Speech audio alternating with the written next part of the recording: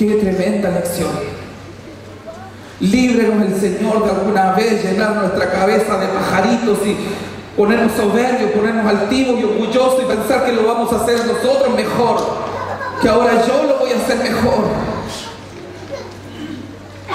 Mira la diferencia.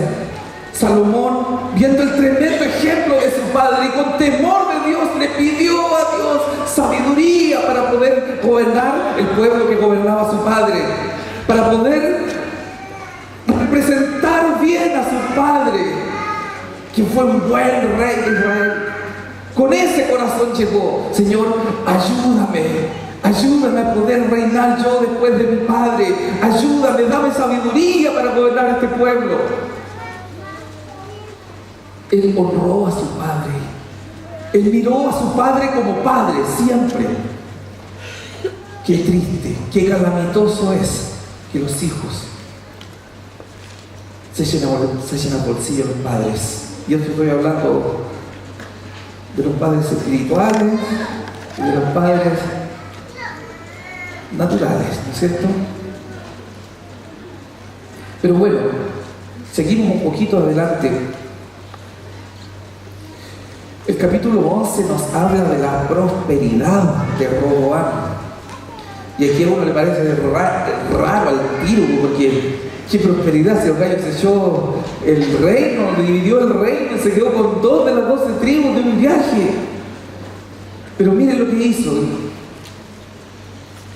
Se dispuso a consolidar lo que le quedó. Se dispuso a hacer bien las cosas. Aprendió algunas lecciones. Las aprendió a su manera, por cierto. No lo hizo todo en forma tan ortodoxa como nosotros lo hubiéramos pensado, pero descubramos el principio que él aplicó. Eso es lo valioso. ¿Saben lo que él hizo? Bueno, ya perdí, me quedé con Judá y con Benjamín, un territorio pequeño, 2 de las 12 tribus. Ahora hay que asegurar esto, hay que consolidarlo, hay que hacer que esto funcione. Y la Biblia aquí dice, versículo 23 del capítulo 11, dice que actuó inteligentemente. No dice que actuó con pillería, que fue fraudulento, no, que fue inteligente en lo que hizo. Cuando uno lee lo que hizo, lo primero que se nos puede venir a la mente es: ¿cómo va a ser inteligente? ¿Cómo Dios va a estar aprobando lo que este gallo hizo?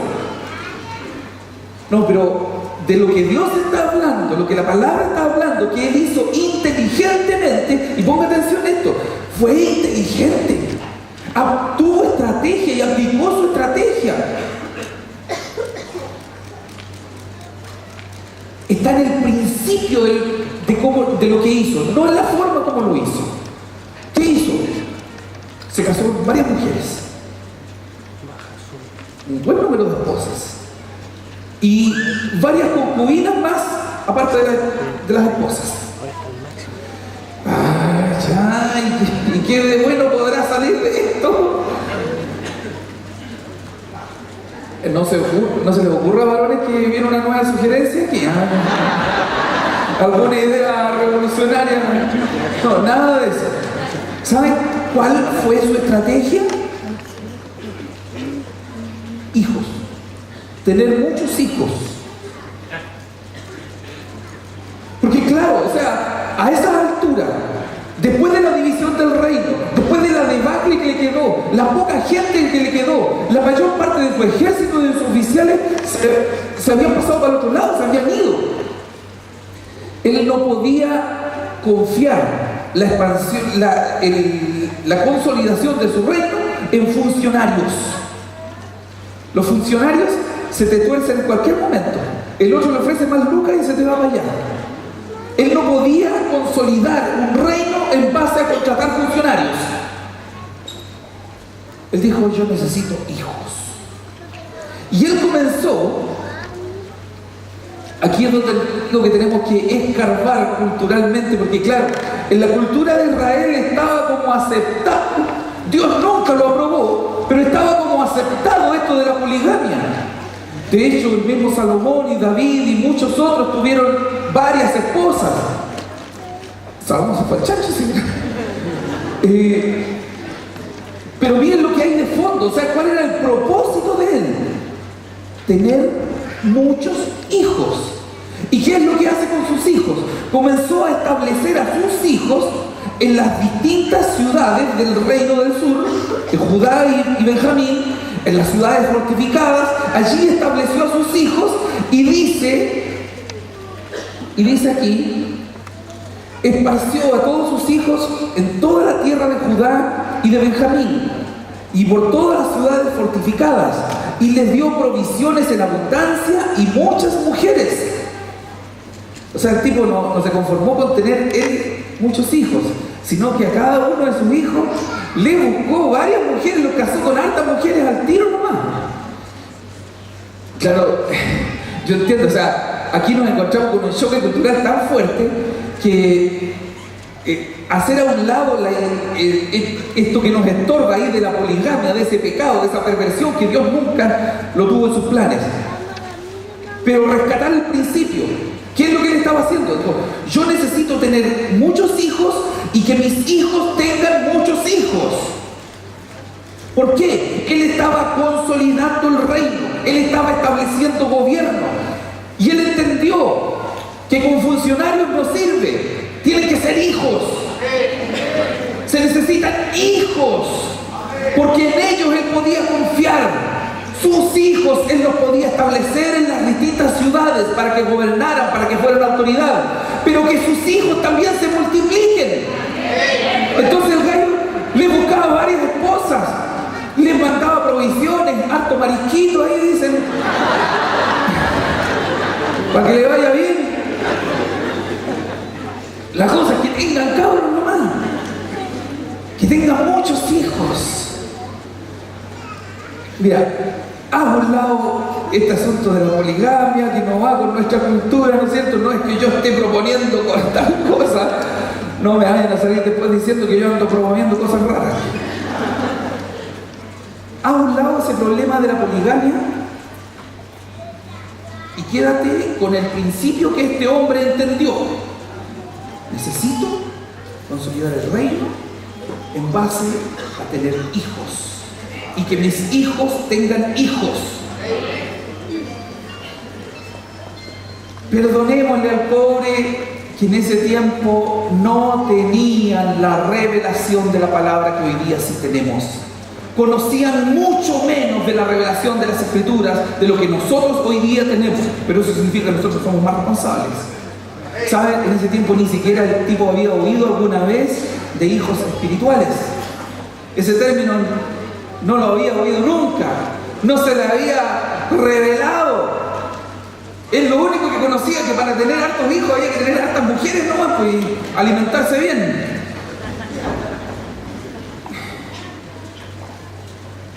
Pero miren lo que el tipo hace. Roboam dijo, la única forma confiable, la única forma consistente como yo puedo consolidar este gobierno, este reino, es hacerlo a través de mis hijos. Van a ser mis hijos lo que yo voy a establecer. Y ellos van a tener hijos, y ellos van a gobernar y van a llenar este reinado. El capítulo 12, voy a leer la pura primera partecita del versículo, porque para adelante es una calamidad. Cuando Roboam hubo consolidado el reino, ¿se dan cuenta que le funcionó? Consolidó el reino, llegó a afirmar su reino, porque el tipo tuvo hijos y proyectó a sus hijos y envió a sus hijos, los estableció y les ayudó a que tuvieran ellos muchos hijos.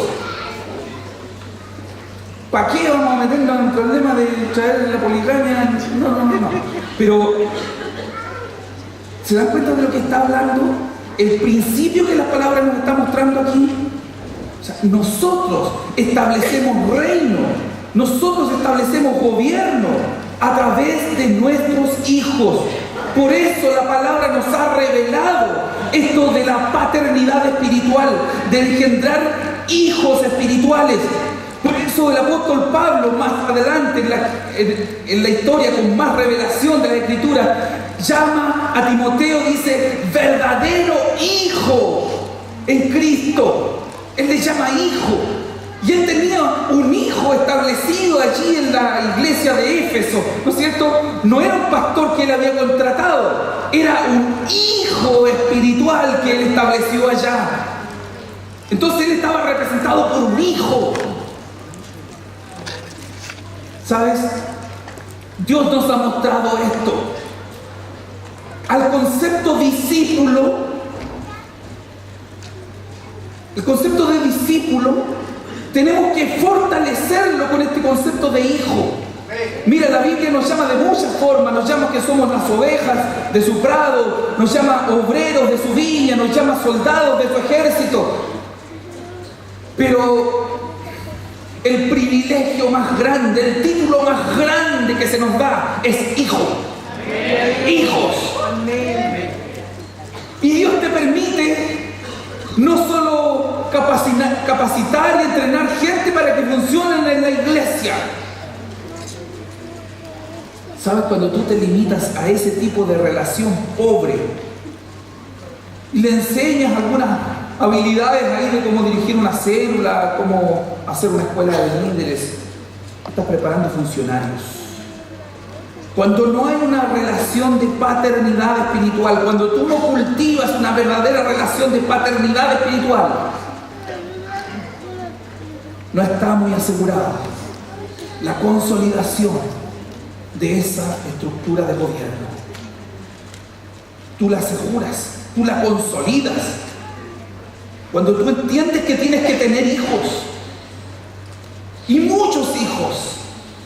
Y aquí a nosotros ahora no nos cuesta nada entender que aquí cabe el concepto de hijo espiritual, pero que también están nuestros hijos, los que el Señor nos permitió tener, ¿no es cierto? Aquí también están nuestros hijos carnales, biológicos, entran también dentro de este grupo de hijos que tenemos que potenciar, que tenemos que hacer crecer, que tenemos que ayudarles a que se multipliquen, que tenemos que alimentarlos con la palabra, darles, que no les falte, ¿no es cierto? Así como Roboam se preocupaba, bueno, él le llevaba comida, no sabía otra cosa, pero se preocupaba de sus hijos, para que sus hijos estuvieran bien, para que sus hijos se establecieran allí, en cada una de las ciudades donde él los puso. Los envió, amados, y los sostuvo, y se preocupó de ellos, y se preocupó que se reprodujeran, que tuvieran muchos hijos. Amados, es exactamente lo que el Señor nos está desafiando como ministerio a hacer. ¿Sabes? No nos vaya a pasar que miremos a nuestros hijos espirituales a nuestro alrededor, allí en la ciudad donde el Señor nos tiene, y diga, oh, son tan lindos mis hijitos, que no se me vayan nunca. No, ustedes quédense aquí conmigo para que me ayuden a levantar la iglesia. Uy, es tan hermoso. Sí, se disfruta, es muy lindo tener a los hijos con uno. Pero Dios no nos dio a los hijos para quedarnos con ellos. Dios no nos dio a los hijos para quedarnos con ellos. Y aunque esto en algún momento nos cueste lágrimas, pero tenemos que saber soltar a los hijos para enviarlos, para posicionarlos y para no dejarlos solos.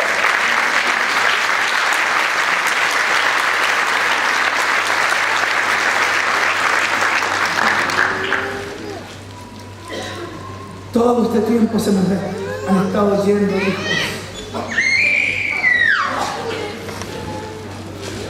Nuestros padres espirituales, nuestros apóstoles estuvieron con nosotros la semana pasada, el domingo pasado, en Punta Arenas, acompañándonos a enviar a un par más de estos hijos espirituales. Tenemos que entender que son para soltarlos, que son para enviarlos, que Dios los puso en nuestro camino, que nos permitió conocerlos y nos permitió transmitirles la fe y transmitirles el amor por el reino para enviarlos. allí eternamente con ellos debajo de las polleras. Como la gallina ahí con sus pollitos, todo debajo de las alas. Los pollitos crecen y ya no caben debajo de las alas. Dios está haciendo cosas grandes. Y ya nos hemos hecho a la idea de que tenemos que seguir soltando hijos. Y ya tenemos a varios en caminos, entre este año y el próximo, a varios más, saliendo para distintos lugares. Lo que la palabra aquí, en esta lección preciosa, nos muestra. Yo establezco reino cuando produzco hijos y los envío. Y consolido cuando ayudo a que mis hijos se reproduzcan y tengan hijos ellos también. Y allí estaremos como padres, apoyándoles, alimentándoles con la palabra, sosteniéndolos, ayudándoles, no dejándolos solos, pero que crezcan, que tomen autoridad, que se establezcan gobierno allí donde lleguen, que levanten iglesia. Eso es establecer reino de Dios. ¿Dónde voy a imaginar yo que un chantita ahí como Roboam nos iba a entregar una lección tan importante?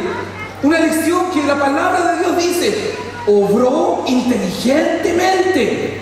Y nos dice, cuando hubo consolidado el reino, sí, lo consolidó, lo hizo, le fue bien, hizo un montón de otras cosas malas. Así que no es ejemplo, no es para tenerlo en un pedestal. Hizo un montón de cosas malas. Una cosa hizo bien, no, dos. Porque aparte de entender este principio, y ahora sí que termino, aparte de entender este principio de que lo que necesitamos es producir hijos y que nuestros hijos produzcan hijos, ¿no es cierto? Eso es lo que establece el reino. Él entendió una cosa más. Y fíjense que muchos grandes líderes de la Biblia no lo entendieron.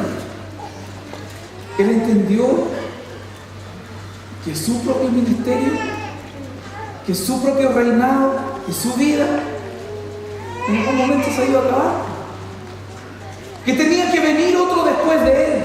Ustedes saben cuántos preciosos liderazgos en la Biblia. Se murió el profeta, se murió el rey, se murió el líder, y hasta ahí llegó todo, porque no hubo uno que continuara después de él. Bueno, este Roboam, con todo lo chantita que fue, ¿no es cierto? Dice, y puso Roboam a Abías, hijo de Maaca, por jefe y príncipe de sus hermanos, porque quería hacerle rey. ¿Saben lo que él hizo? Entendió, después de mí tiene que venir otro que me reemplace. Y él trabajó sistemáticamente en producir a ese líder, en respaldarlo, en hacerlo crecer. Otro que va a venir después de mí, que va a tomar el trono después de mí. Oye, eso es tremendo. O sea, ¿qué grado de madurez se necesita en un líder para entender que tiene su tiempo limitado y que se le va a cortar? Y que cuando su vida se corte, el proyecto de Dios no se corta. El proyecto de Dios dura más que una generación. El proyecto de Dios dura más que tu vida.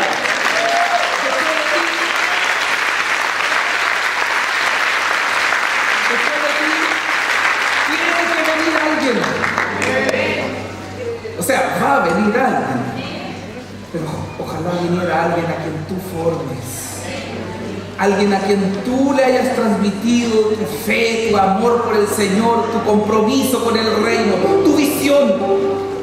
Después de ti tiene que venir un sucesor, alguien a quien tú formaste para tomar tu lugar. Muchos grandes líderes de la Biblia no hicieron esto y su proyecto murió cuando ellos murieron. Este no. Este dijo, voy a formar a este, voy a establecer a Abías, y Abías reinó en su lugar. Me pareció precioso. Empecé a entender y dije, pucha, tengo harto que aprender de este gallo. Hace un tiempo atrás, nuestro apóstol, en una reunión del equipo de gobierno, nos dio un ejemplo de la ganadería. Nos dijo nuestro apóstol que los agricultores, los que criaban ganado vacuno, de entre los terneros que nacían cada año, veían a algunos, elegían el mejorcito, el que tuviera mejores condiciones, y decía, este lo voy a dejar para reproductor. Y a ese lo alimentaban extra, lo cuidaban extra, ese no iba para el matadero. Ese era preparado para ser luego el reproductor de la manada, el padre. Entonces los agricultores saben que las cosas no se dan así nomás, los ganaderos que tienen que preparar lo que van a ser los padres de la manada, ¿no es cierto? Y eso es lo que nuestro apóstol nos desafiaba a nosotros a hacer. A levantar pastores. No, que yo quiero ser pastor nomás. A dejar fuera la soberbia, el orgullo, el celo. Y entender que detrás de nosotros tienen que venir otros. A formar a los que nos van a suceder. Cuando somos capaces de entenderlo y hacerlo, ¿sabes? El proyecto de Dios continúa. Todos nosotros nos vamos a morir, nos van a enterrar, nos van a dar un lindo velorio, ojalá, ¿no es cierto? Y nos sepultan, pero el proyecto de Dios no termina ahí. Quedará en mi lugar uno que yo haya formado para que sea.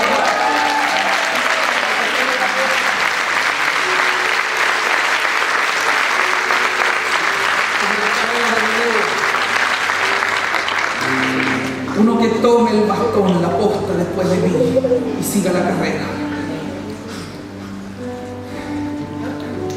Ministerio, gracia y paz. Dios nos tiene en un tiempo especial. Dios nos tiene en un año de oportunidades, pero más que este año, el proyecto de Dios llega más allá. Este año ya está desatando sobre el ministerio una lluvia de oportunidades, pero esto va más allá. Y Dios nos está diciendo en este momento, entiendan lo que necesitan, son hijos. Multiplíquense, formen hijos y hagan que sus hijos tengan muchos hijos. Así establecen gobierno, así consolidan el reino. Y formen a los que van a tomar el lugar después de ustedes, porque pucha que se pasa rápido la vida. Fórmenlos, no pierdan tiempo, es ahora.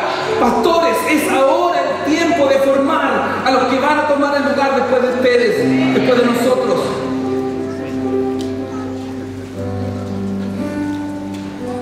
Yo quiero honrar a mi Padre espiritual, el hombre que con mucha paciencia, con una tremenda paciencia, me formó.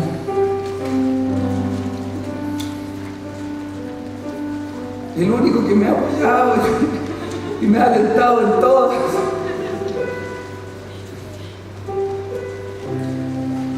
Por honrar el ministerio de ustedes, padres espirituales,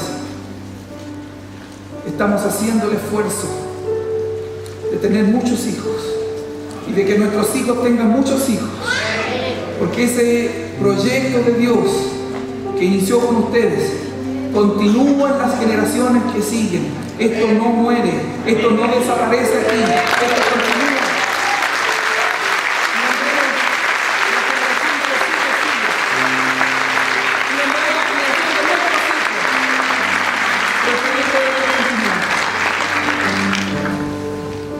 Ponte en pie, recibe esta palabra. Ya escarbamos de la palabra lo que nos sirve, ya sacamos a un lado lo que no nos sirve de esta palabra, pero ahora tú levanta tu mano para tomar lo que sí sirve. Este principio valioso. Esto con lo que Dios dice que Roboam actuó inteligentemente. Toma Tómalo. Toma este principio. Esto es para ti. Tómalo. Esto es para ti. Forma hijos. Levanta hijos. Consolida a tus hijos. Ayúdales a crecer. Ayúdales a multiplicarse. Tómalo. Tómalo. Esto es para ti. Bendito Señor. Gracias. Porque a todas luces podemos ver que esto es lo que tú estás haciendo por nosotros como ministerio.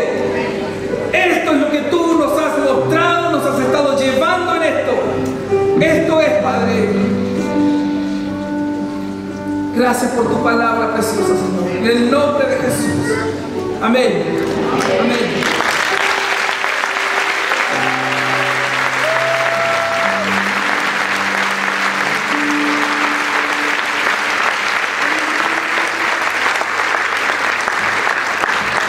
Un fuerte aplauso al Espíritu Santo. Un fuerte aplauso al Espíritu Santo.